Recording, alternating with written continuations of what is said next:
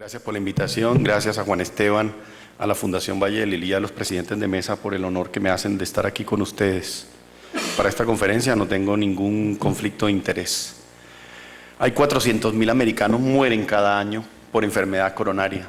1 millón sufren de eventos coronarios agudos y los costos en salud de esto va a representar una carga económica impresionantemente grande, no solamente en los Estados Unidos, sino en países como los nuestros.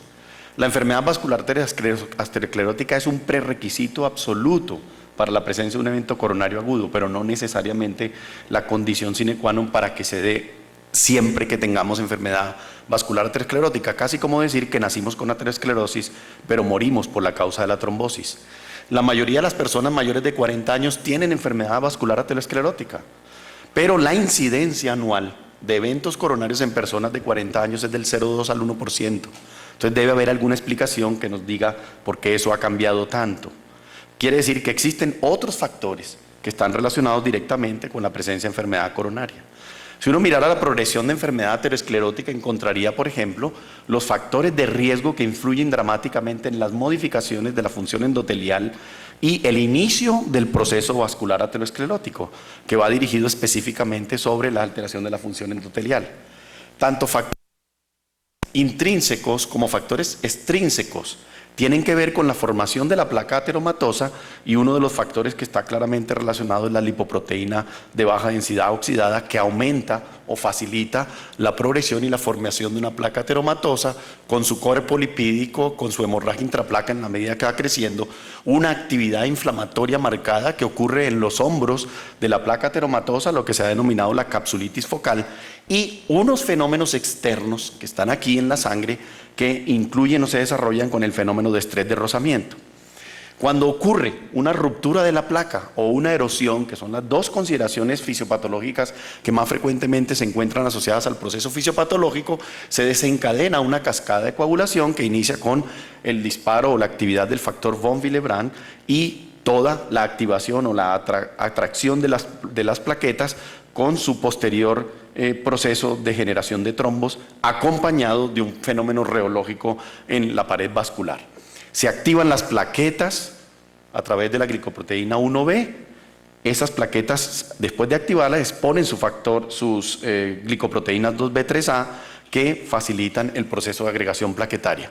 En el proceso de agregación plaquetaria, ustedes ven primero la actividad de la plaqueta estimulada desde la aparición de la ruptura o erosión de la placa. Se inicia todo el proceso de actividad plaquetaria, de activación de la cascada de la activación plaquetaria y la agregación plaquetaria, que va generando la formación de trombo en ese sitio donde hubo la erosión o ruptura de la placa. Digamos que eso es lo que tradicionalmente hemos conocido en el proceso de generación de la proceso de la placa ateromatosa. Ustedes ven ya aquí la plaqueta activada en los receptores de glicoproteína 2B3A y en su unión en los puentes para agregar una plaqueta con la otra a través de los puentes de fibrinógeno de los pacientes con síndrome coronario agudo en el proceso vascular aterosclerótico. Estas plaquetas, después que se han unido en la ruptura de la placa, forman este gran complejo de fibrinógeno y plaquetas que forma el trombo. Algunas de ellas se desprenden de aquí, migran distalmente y pueden generar fenómenos de proceso agudo, o también generan un fenómeno vasoespástico acompañante del proceso protrombótico de la lesión. Entonces observan ustedes que algunos microelementos del trombo van distalmente y pueden producir microinfartos, o algunos de ellos solo quedan aquí o ocluyen completamente la luz. Aquí se genera una disminución entre el aporte y el consumo de oxígeno que genera el proceso de isquemia, ya sea intermitente o no, o el fenómeno protrombótico. Pero también en la zona de lesión aterosclerótica hay otros factores que acompañan este proceso, como el fenómeno de vasoconstricción a ese nivel.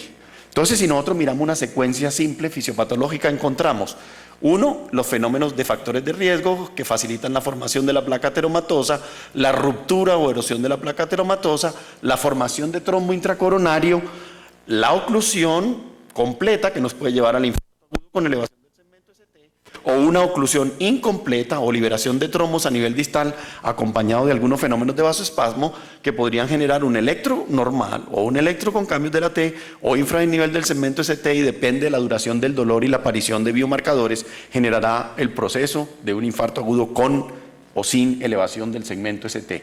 Digamos que eso es lo que clásicamente hemos conocido en el proceso ateromatoso. Pero ¿cuál es la morfología de la placa que realmente se asocia a un evento coronario agudo?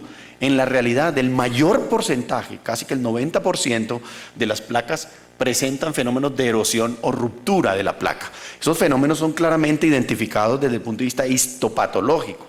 Si observamos aquí hay una erosión de la placa ateromatosa con trombo que es no oclusivo. Ustedes observan que la luz está permeable y hay un trombo no oclusivo, como esta gráfica que demuestra, donde se genera este tipo de fenómeno. Es el proceso que más generalmente se acompaña de los pacientes con síndrome coronario agudo sin elevación del segmento ST.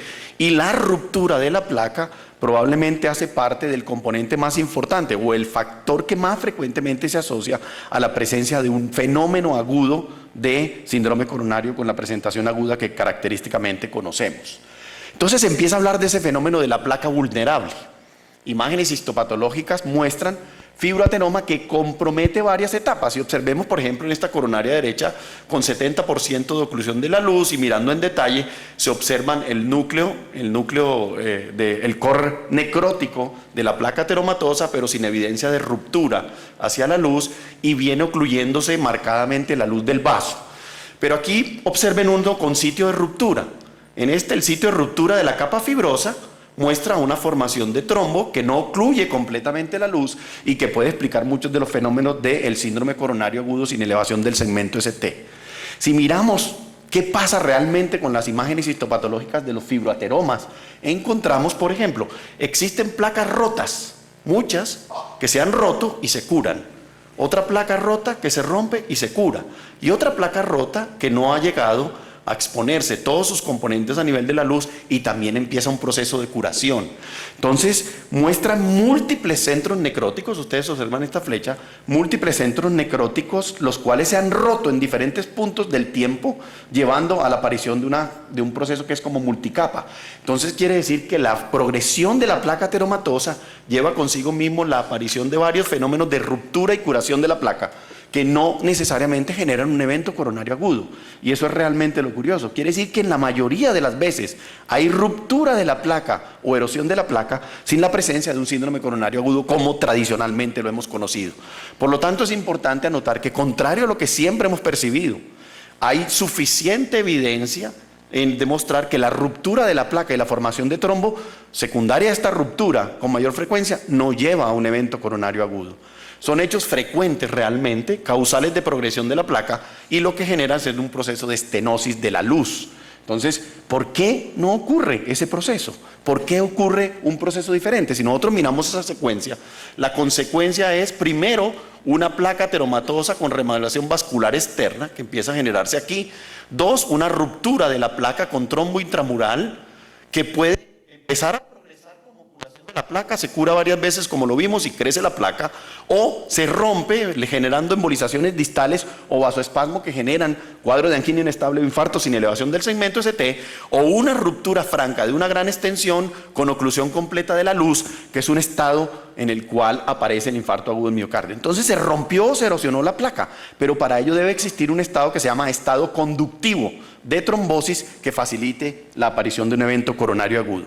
Si miramos este estudio que mira la progresión de enfermedad aterosclerótica desde el punto de vista del IBUS, el eco endovascular, se observa en 697 pacientes con síndrome coronario agudo, al cual se les hizo la histología virtual desde el punto de vista de IBUS y se siguieron por 3 años para evaluar la presencia de eventos adversos cardiovasculares, y se identificaron las características de los fibroateromas y de la capa delgada de estos pacientes en casi 313 pacientes de los 623 que se les hizo angioplastia. Fueron 3.000 lesiones no culpables las que se evaluaron, y si ustedes observan en el basal de 3.000 lesiones no culpables del evento que se siguieron en el tiempo, 673 pacientes con síndrome coronario agudo, solo 6 fueron subsecuentemente relacionadas con el infarto agudo y miocardio del paciente.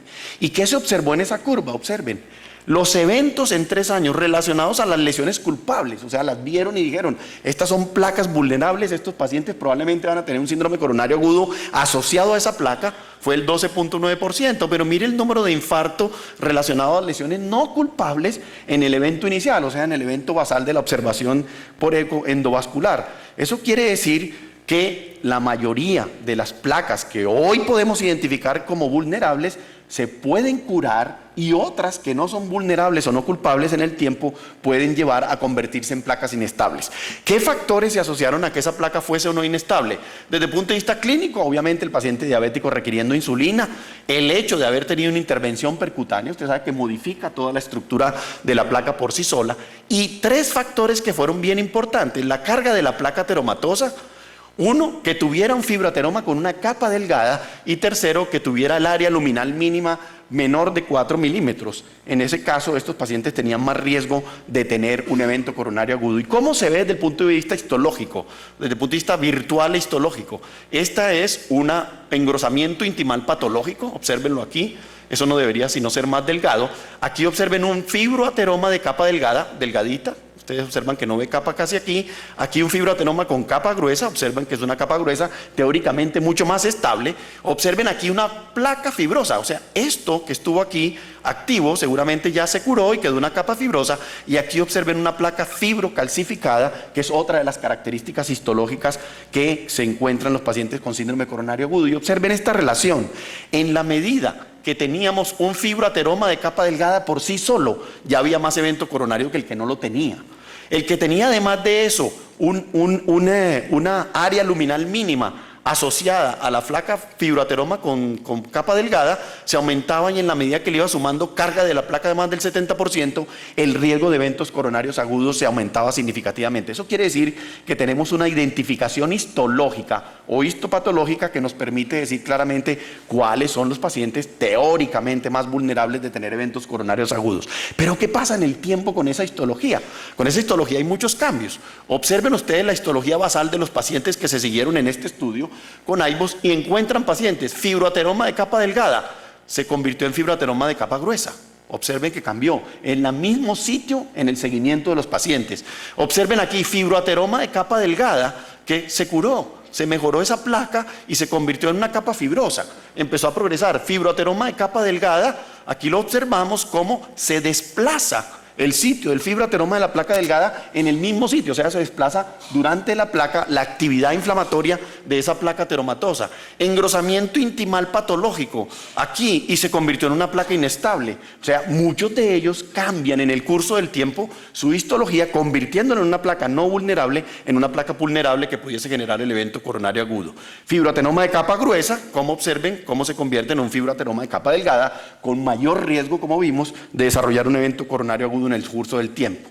La dinámica de la placa ateromatosa es bien interesante. Una placa que parece vulnerable en un momento dado podría ser menos vulnerable en meses o mucho más tarde. Y otra placa que no parece vulnerable podía desarrollar características de una placa vulnerable dentro de esa misma franja de tiempo, incluso dentro del mismo vaso del paciente con enfermedad coronaria. La enfermedad coronaria es un proceso activo que probablemente está constantemente cambiando, y lo hacen cambiar muchas cosas, factores externos y factores internos. El desarrollo y la extensión de un infarto depende de la localización de la trombosis arterial, y es obvio, o el grado de oclusión de la luz. Una serie de patologías encontró la presencia de trombo intraluminal en el 76% de los pacientes que murieron súbitamente de isquemia. O sea, realmente el trombo sí es el que acompaña en la mayor medida el componente de evento coronario agudo. Infartos curados fueron encontrados en aproximadamente la mitad de estos pacientes. O sea, muchos han tenido infarto que incluso no han tenido síntomas, que han dejado cicatrices en los pacientes sin un evento coronario claramente documentado desde el punto de vista clínico. Esto sugiere que un evento coronario en el pasado llevó a una cicatriz miocárdica y probablemente a una arritmia letal. O sea, muchos de los que encontraron muertos, que no encontraron con trombos intraluminales, lo que encontraron fueron cicatrices antiguas de eventos coronarios que le produjo una arritmia maligna y lo llevó a muerte súbita. Por lo tanto, la gran mayoría, 80-90% de los pacientes que murieron súbitamente son el resultado de trombosis arterial o muchas de sus secuelas que han pasado en forma desapercibida. Son pacientes que dijeron nunca tenía nada, nunca tuve nada, y súbitamente presentó muerte súbita. ¿Por qué no ocurre un evento cardiovascular con cada ruptura o con cada erosión? Eso es una cosa muy interesante, porque existen 1000 factores que se deben juntar como los astros. Si no se juntan los astros alineados en alguna forma, probablemente no va a ocurrir un evento, como se dice desde el punto de vista de la astrología, y son características de la placa, características de la dinámica del flujo, características propias, intrínsecas de la homeostasia, condiciones especiales relacionadas con condiciones inflamatorias imbalance neuromoral o incluso factores medioambientales. La asociación con droga, medicamentos o cigarrillo, etcétera, también pueden contribuir significativamente. Entonces, si nosotros miramos la interrelación compleja de los factores que influyen en el riesgo de un evento coronario, está la trombogenicidad del paciente y el estado procoagulante, el estado de aterogenicidad y el estado procoagulante. Pero observen qué factores se meten aquí. Casi que se tienen que alinear en el tiempo. El factor inflamatorio es muy importante y cobra cada vez más fuerza. Y observen cómo lípidos o lesiones de la placa o cambios circadianos o infección que desencadena el proceso o consumir cigarrillo o comorbilidades, etcétera. La trombogenicidad coronaria es una condición favorable para la trombosis más el fenómeno aterotrombótico. Entonces, si esa condición no se da, seguramente no vamos a tener ningún efecto en ese sentido. ¿Cuáles son los factores y condiciones asociadas al mayor riesgo de evento coronario agudo? Mayor placa, arteria coronaria proximal, una dinámica de flujo que cambie, un área luminal pequeña. No hay evidencia que soporte suficiente que mayor estrechez del vaso contribuya significativamente a eso.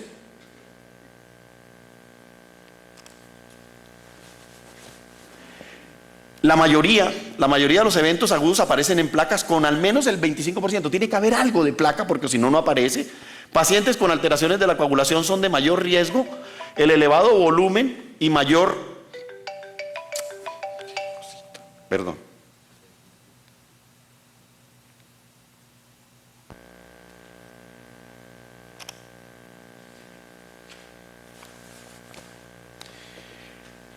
Hay fuerte evidencia de variaciones circadianas en el ritmo cardíaco y en el infarto, eso lo conocemos claramente, y la habilidad del sistema de coagulación a prevenir trombosis en respuesta a estímulos varía incluso en el tiempo. Entonces vamos a tener pacientes con eventos coronarios agudos asociados a un momento determinado del tiempo. Hay fuerte evidencia que soporta la actividad inflamatoria en el desarrollo de la progresión. La inflamación está involucrada en la desestabilización de la placa y eso promueve fácilmente la trombosis. Condiciones que se asocian a la inflamación como la obesidad están generalmente asociados con mayor riesgo de eventos coronarios agudos e igual la variación de las funciones hemostáticas en un proceso inflamatorio muestran variaciones que tienen que ver incluso con el ritmo circadiano y facilitan la hipercoagulabilidad del paciente. ¿Cuál es el escenario entonces de la tormenta perfecta para que ocurra un evento coronario agudo? Uno, una constelación de factores promotores de trombosis oclusiva, más una ruptura o erosión de la placa. Esos son los dos factores que tienen que juntarse para que aparezca un evento coronario agudo desde el punto de vista de manifestación clínica, porque todo el tiempo en el curso de la vida estamos teniendo erosión y ruptura que la mayoría de las veces se cura y que no nos lleva a un evento coronario agudo. Por lo tanto, sigue siendo muy importante el control de los factores de riesgo para minimizar que se alineen todos esos factores para que me dé un evento coronario agudo. Entonces, en el escenario del evento coronario agudo ocurre por la infortunada convergencia entre un nido para la trombosis en una arteria coronaria, ruptura o erosión, combinado con una inhabilidad del paciente para prevenir la formación de trombo clínicamente significativo en un momento dado del tiempo. El balance entre estos dos factores podría variar en el tiempo y hay evidencia suficiente que el balance entre factores promotores de trombosis y factores antagonizantes de trombosis es frecuentemente frágil por días después de la alteración de la placa y cualquier formación de trombo es seguida entonces por una formación de trombo mucho más extensa. Es como esto. Eso es como el baloto. El sábado 17 de noviembre cayó el baloto en Cali y se ganó un infarto con el número juntes 3, alteración plaquetaria, infección o diabetes, pico de catecolaminas, consumo de cigarrillo, composición de placa, y si junta muchos de esos factores, seguramente se va a ganar el baloto en el número de factores que tenga asociados con un infarto agudo del miocardio. Muchísimas gracias.